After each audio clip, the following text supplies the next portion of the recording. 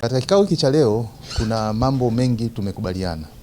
Na tumekubaliana kwamba tutaanza sasa kutengeneza document ambazo zitasaidia kuhakikisha mambo tunayafanya vizuri.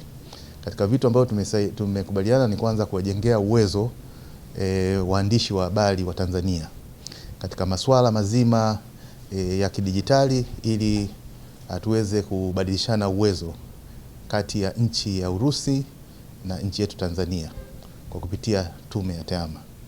Pia tumeangalia namna gani tunaweza tukawaandaa watoto wetu ambao kwa kiasi kikubwa sasa hivi teknolojia ni kitu ambacho wanakitumia kila siku, ili kuhakikisha kwamba waweze kutumia teknolojia vizuri na isiwe teknolojia inawafanya kuharibia maisha yao yatakuwa baadaye. Kwa hiyo katika hapo tumekubaliana vitu vingi ambavyo vyote tutaviweka katika hayo makubaliano yetu ambayo tutafanyia kazi kuhakikisha kwamba yanafanikiwa vizuri.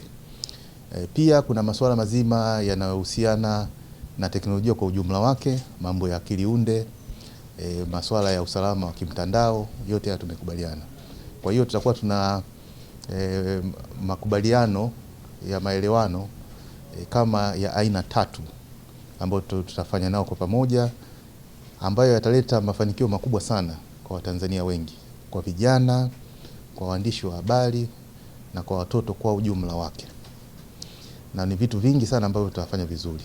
Na pia tumepata mialiko mbalimbali ya kushiriki majukwaa mbalimbali ya Urusi, makongamano mbalimbali ya Urusi, ambayo tutaenda na kampuni hizi changa ambayo tunazilenga sana sisi tume za startup. Tutakuwa tunaenda na waandishi wa habari kama tulivyoalikwa na vijana wengine wote. Cha msingi ni kwamba kuhakikisha vijana wanatoa mchango mkubwa katika maendeleo ya nchi yetu, na katika kufanya vitu vikubwa viwili mara nyingi serikali tunaangalia. Cha kwanza kutengeneza kazi kwa vijana wenzao, kwa sababu kazi nyingi zitazaliwa na startup. La pili ni kuhakikisha kwamba sekta ya TEHAMA inatoa mchango mkubwa katika pato kuu la taifa. Kwa hiyo haya mahusiano ambayo tumeyajenga sasa hivi, hasa yamewalenga vijana, ni kuhakikisha kwamba tunaweza tukafika kwa haraka kwa kujifunza kutoka kwa wenzetu. Sisi kama tume tumelichukulia jambo ni kwamba ni bahati kubwa tumeipata, na itawasaidia sana vijana ambao tunafanya nao kazi kila siku. Tume ukiangalia ilianzishwa kuhakikisha kwamba inajenga industry ya ICT, na industry hiyo inayoijenga itafanya vitu viwili. Cha kwanza inatoa kazi kwa vijana, cha pili ni kuhakikisha kwamba hiyo industry inatoa mchango mkubwa katika pato la taifa na kujenga uchumi wa maarifa. Uchumi wa maarifa ni uchumi ambao utasaidia uchumi wa Tanzania kila wakati uweze kuwa shindani na chumi zingine zilizokuwepo.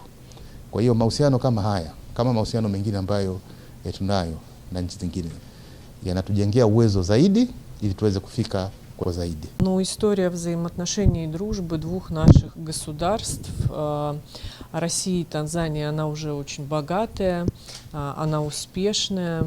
В продолжении этого, в июне этого года, президент Танзании посетила Российскую Федерацию с официальным визитом и встречалась с президентом Российской Федерации Владимиром Владимировичем Путиным.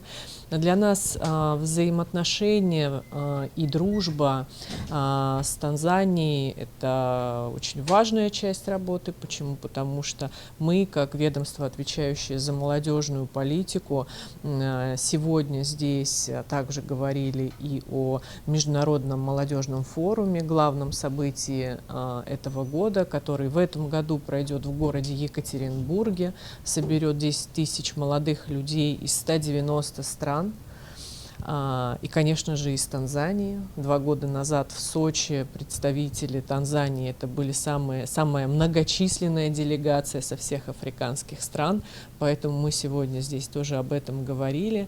Ну и, конечно же, сегодня со мной здесь представители российских медиа, которые уже очень подробно, детально, подготовленно предложили форматы взаимодействия и сотрудничества, в том числе в целях укрепления нашего диалога по вопросу развития молодежной политики двух стран. What do we expect from this invitation which we have received from people from Russia is, as a startup, first, we have a lot of challenges, like we don't have proper knowledge for how to run our companies, or for running small companies.